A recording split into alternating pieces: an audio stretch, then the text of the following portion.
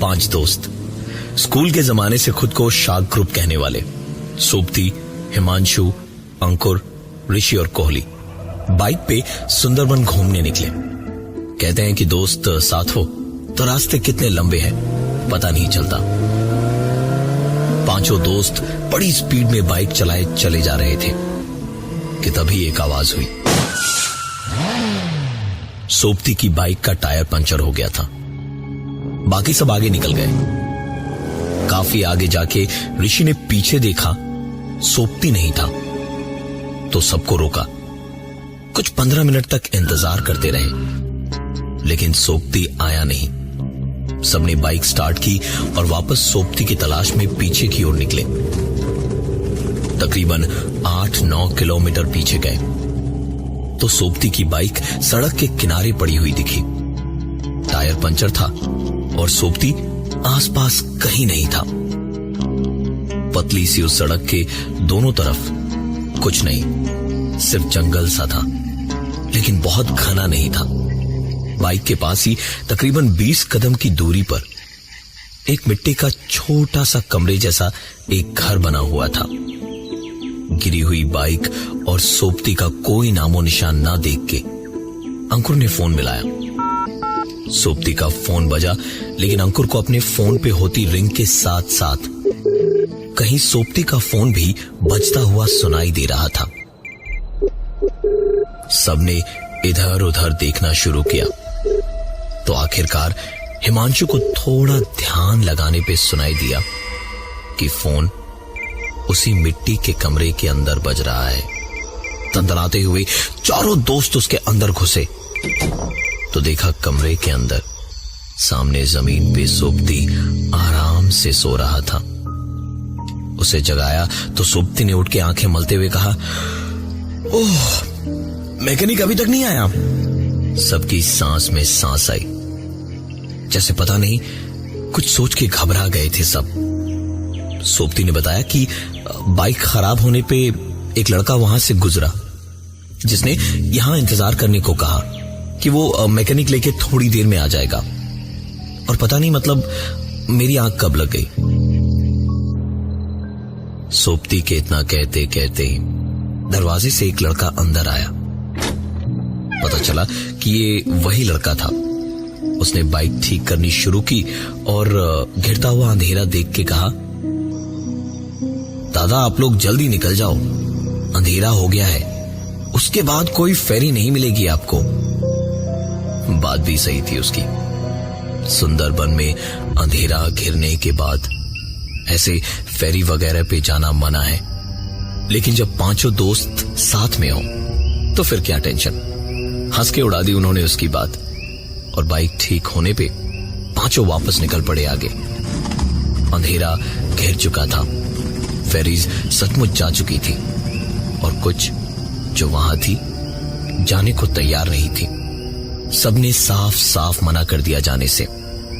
5 ने सोचा कि वहीं कैंप किया जाए रात को कि तभी एक आवाज आई, ये सुंदरबन है बाबू लोग, यहाँ सब मिलेगा। चलो मैं छोड़ देता हूँ, बिल्कुल सही जगह लेके पहुंचूंगा। आप वही है ना, वही पिछली बार जो आए थे, हिमांशु, कोहली, ऐसा ही कुछ नाम था ना आपका। नजर घुमा के देखा तो पेड़ के नीचे एक आदमी बैठा बोल रहा था। बीड़ी का धुआं छटा तो उसका चेहरा दिखा, गाल धसे हुए, आंखें भी धसी हुई और चेहरे पर मुस्कुराहट। उसने पैसे थोड़े ज्यादा मांगे और बताया कि दूसरे रास्ते से ले जाएगा। उन्होंने उसके साथ उस जगह से निकल जाना ही बेहतर समझा। बोट पे नीचे बाइक रख के 5 बोट के ऊपर चढ़ गए। अंकुर बाइक के सामने बैठा हुआ था। कुछ देर में बोट वाले का हेल्पर वहां आया और अंकुर को देख के पूछा, आप यहां क्या कर रहे हैं? अंकुर कुछ बोलने को उठा और उस तरफ पलटा तो देखा वहां कोई नहीं था। अंकुर से उस आदमी ने फिर पूछा, आप यहां क्या कर रहे हैं? इस बार आवाज उसके ठीक पीछे से आ रही थी।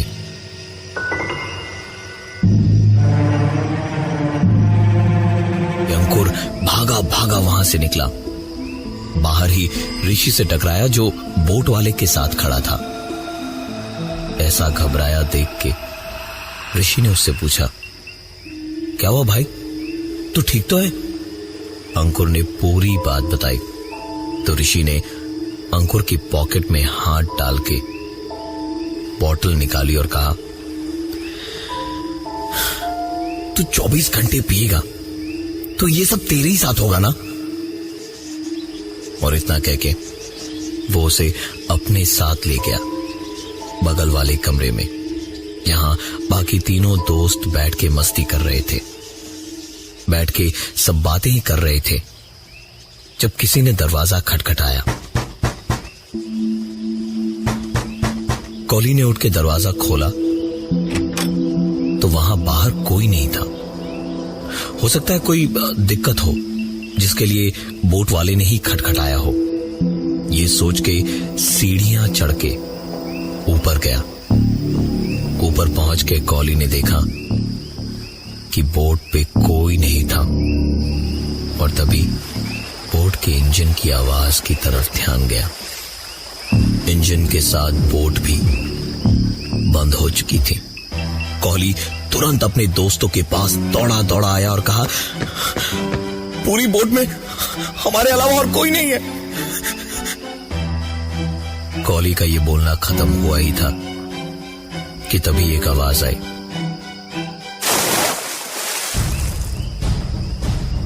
कॉली भाग के उस आवाज की तरफ पहुंचा तो देखा बोट वाला आदमी बाथरूम से हाथ पहुंचता हुआ बाहर आ रहा था। कॉली ने उससे पूछा, तुम्हारा पार्टनर कहां गया जो अभी नीचे ही था थोड़ी देर पहले? उस आदमी ने हंसते हुए कहा, पार्टनर? साहब मेरा कोई पार्टनर नहीं है, मैं अकेला ही हूं। ये बोट मेरी है। अब आप लोग आराम से बैठिए, मैं देख के आता हूं क्या गड़बड़ है। कॉली वापस कमरे के अंदर गया और दरवाजे को बंद करके सारे दोस्त मस्ती मजाक कर ही रहे थे कि तभी दरवाजे पर नॉक हुई। दरवाजा खोल के देखा तो वही पार्टनर या हेल्पर जिसके वजूद को अभी कुछ देर पहले उस आदमी ने नकार दिया था, सामने खड़ा मुस्कुरा रहा था और उसने कहा, मशीन में फॉल्ट है, ठीक होने में थोड़ा वक्त लगेगा। पांचों एक साथ बोले कि तुम्हारा मालिक कहां है? उस आदमी ने हंसते हुए कहा, अरे साहिब क्यों गरीब का मजाक उड़ा रहे हैं? बड़ी मुश्किल से पाई इकट्ठा करके बोट खरीदी है। ज्यादा पैसे होते तो इस बोट पे मैं अकेला क्यों होता, और भी लोग होते ना। उसकी बातें सुन के सबको बेहद गुस्सा आया। उन्होंने उसको पकड़ा और खींच के ऊपर ले गए। जाके देखा कहीं पर कोई नहीं है, सिर्फ यही 6 लोग हैं और इस बोट पर कोई नहीं है। सब कुछ देखने के बाद उस आदमी ने कहा, आप सबने बहुत पी ली है, आराम कीजिए, मैं बोट संभालता हूं। वापस आने के बाद 3 दोस्त सोबती, हिमांशु और अंकुर एक कमरे के अंदर बैठे और 2 एक कमरे में जहां ऋषि और कोहली बैठे थे। वहां अचानक ही चलती हुई बोट में उनकी खिड़की पर एक आवाज हुई। ध्यान से सुना तो ऐसा लगा जैसे कोई पानी में हाथ पैर मारता हुआ खिड़की पे खटखटा रहा हो। ऋषि खिड़की को खोलने ही जा रहा था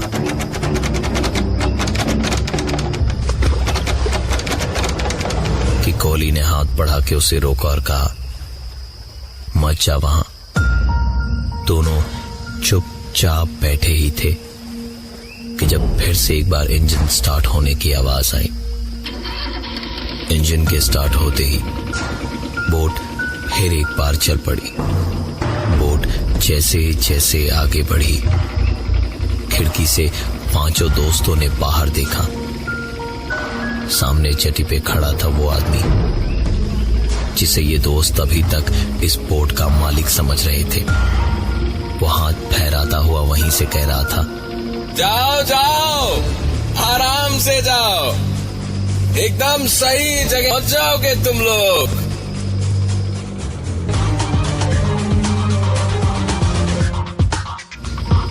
थोड़ा आगे जाने के बाद एक सेंचुरी के पास पुराना सा गेस्ट हाउस दिखा और वहीं पर बोट रुकी। बोट के उस हेल्पर ने कहा कि रात वहीं बिताएं और सुबह होते ही निकल जाएंगे वहां से। वो हेल्पर वहीं बोट पे ही रह के उनका इंतजार करेगा। पांचों की थकान और परेशानी में हालत बहुत ज्यादा खराब थी। उन्होंने 2 कमरे लिए, एक में सोपती, हिमांशु और अंकुर रुके और दूसरे में ऋषि और कोहली। रात का वक्त था। जंगल के सन्नाटे में रह रह के जानवरों की आवाजें बहुत तेज आ रही थी। किसी तरह सोपती, हिमांशु और अंकुर सोए। आंख लगे तकरीबन 1 या 2 ही घंटे हुए थे कि तभी अचानक सोपती उठ के दरवाजा खोलने गया।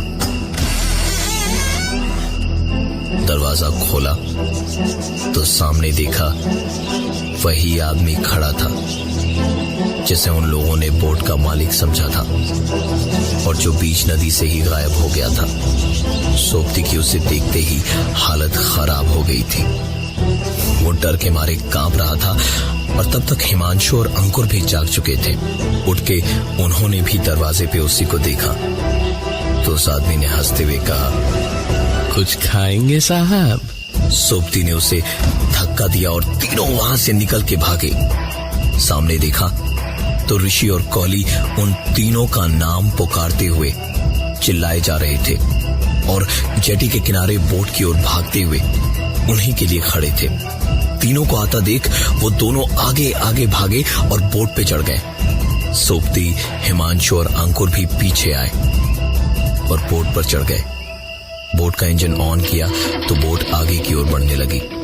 तीनों ने राहत की सांस ली और पलट के वापस देखा तो उनको जो कुछ भी दिखा उस पर यकीन करना मुश्किल था।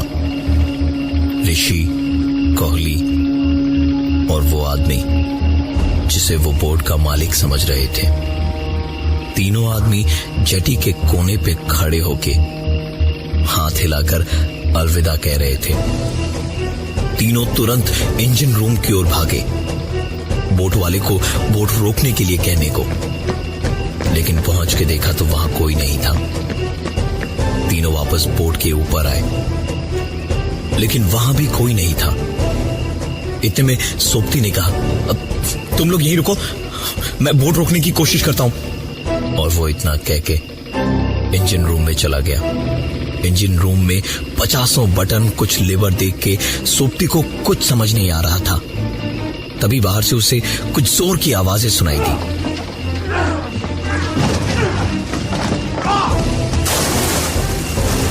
सोपती तुरंत इंजन रूम के बाहर भागा। वहां पहुंच के देखा हिमांशु और अंकुर भी अब इस बोट पर नहीं थे। इस बोट पे इस वक्त कोई था तो वो था सिर्फ सोपती और बिल्कुल अकेला। अपनी किस्मत को कोस रहा था कि कौन सी मनहूस घड़ी में यहां दोबारा आने का प्लान बनाया था उसने। बोट की रफ्तार धीरे धीरे बढ़ती जा रही थी। उसने सोचा कि इंजन रूम में जाके एक बार और कोशिश करता हूं इस बोट को रोकने की। वो दौड़ के इंजन रूम में गया। तकरीबन 15-20 मिनट तक कोशिशें करता रहा, लेकिन कोई फायदा नहीं हुआ। बोट की रफ्तार बढ़ती ही गई। बोट अगले कुछ ही मिनटों में खाड़ी में पहुंच जाती। इसके पहले ही अगर कुछ हो सकता था तो वो बच सकता था। इंजन रूम में बैठा ही था कि सोपती ने एक आवाज सुनी। उम्मीद की ऐसी आवाज सुनकर सोबती उछलता हुआ बाहर आया, एक सर्च लाइट हाथ में लिए हुए, ताकि अपनी ओर ध्यान खींच सके। लेकिन बाहर आके देखा तो दूर दूर तक उसे कुछ भी दिखाई नहीं दे रहा था। उम्मीद की जिस किरण के लिए इतना खुश होके वो बाहर आया था, उस पे जब सर्च लाइट की किरण पड़ी तो देखा एक टूटी फूटी सी बोट किनारे पे कीचड़ में धंसी पड़ी थी, और उसमें सायरन तो क्या, लकड़ियां भी पूरी नहीं थी। सोबती हताश आंखों और झुके कंधों से उस ओर ही देख रहा था जब इंजन रूम का दरवाजा उसके सामने जोर की आवाज के साथ अपने आप बंद हो गया।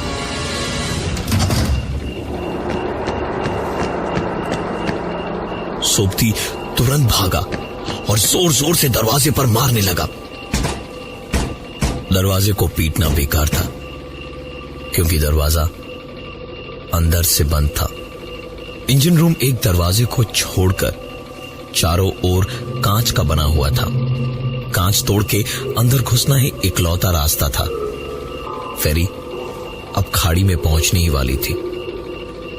सोबती कांच तोड़ने एक लकड़ी लेके जैसे ही कांच के पास पहुंचा तो उसके हाथ से डंडा छोड़ के गिर गया, क्योंकि एक लड़की बैठी थी उस इंजन रूम के अंदर, एक फटी सी लपेटी हुई साड़ी में।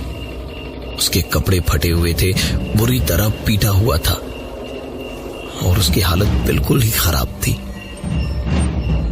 सोबती को अब समझ आया कि ये सब क्या हो रहा था। कुछ साल पहले जब पांचों दोस्त सुंदरबन पहली बार घूमने आए थे तो जंगल में घूमने निकले थे। वहां एक सुनसान सी जगह पे यही लड़की उन्हें दिखाई दी थी। यहां उन्हें कोई नहीं जानता था और दूर दूर तक आसपास कोई नहीं था। दूर दूर तक किसी को पता नहीं चलता कि क्या हुआ था वहां।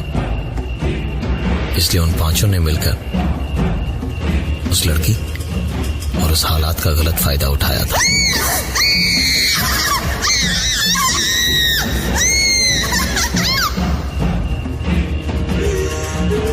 ये बोट उसी के दो भाइयों की थी जिन्होंने दुनिया से तंग आके और उनके तानों से तंग आकर सुसाइड कर लिया था। उस लड़की ने कांच के पीछे से कुछ कहा जो सोबती को बाहर खड़े होके भी ऐसा सुनाई दिया जैसे सीधे उसके कानों में किसी ने कहा हो, तुम्हारे दोस्त और मेरे भाई सब आ रहे हैं। मुझ पे सबसे पहली नजर तुम्हारी ही पड़ी थी ना? हाँ, तुम्हारी ही वजह से सब हुआ था ना? हाँ?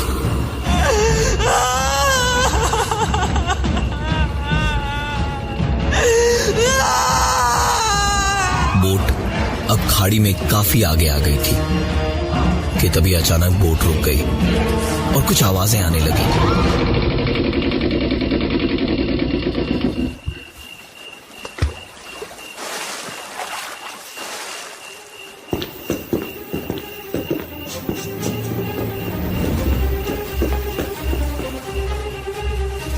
उस लड़की ने फिर से कहा, वो आ गए, अब हम सब साथ रहेंगे।